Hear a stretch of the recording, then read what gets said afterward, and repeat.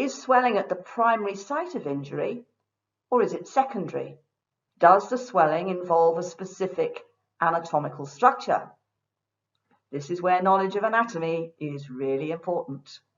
Bear in mind that even a minor skin wound may reflect a very severe injury, perhaps sustained through a kick. So in the limb on the right, we can see a superficial abrasion on the medial aspect of the antebrachium. This horse was severely lame, and this horse had sustained an incomplete fissure fracture of the medial cortex of the radius. If these lesions are missed, they could potentially become catastrophic. Examine the skin very carefully. Is there any evidence of a penetrating injury or minor break of the skin which could have resulted in contamination or infection of a synovial structure, or cellulitis, bearing in mind that the site of the penetrating injury and the location of cellulitis may not coincide. So, for example, you could have a small skin nick on the palmar aspect of the pastern region, resulting in diffuse cellulitis involving the entire metacarpal region associated with severe lameness. If the horse was jumping cross-country and the rider said that it made a mess of jumping a big hedge, bear in mind that there may have been a small penetrating injury resulting in contamination of the femoropatellar joint and subsequent development of infectious arthritis.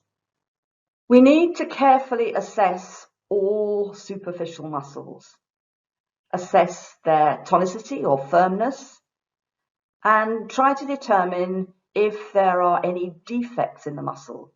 A hole in the muscle may reflect a tear, and muscle tears are extremely painful. Determine the amplitude of the digital pulses and compare limbs, bearing in mind that laminitis may be bilateral. Assess the response to hoof testers, bearing in mind that the absence of a response to hoof testers does not preclude foot-related pain, especially if the hoof capsule and the sole are extremely hard. So the absence of a response to hoof testers does not preclude either a fracture of the distal phalanx, a fracture of the navicular bone, or even a subsolar abscess or laminitis. It's somewhat of a paradox that with severe pain, it may be difficult to determine the source in the first several hours, and therefore we need to repeat a methodical examination several times over.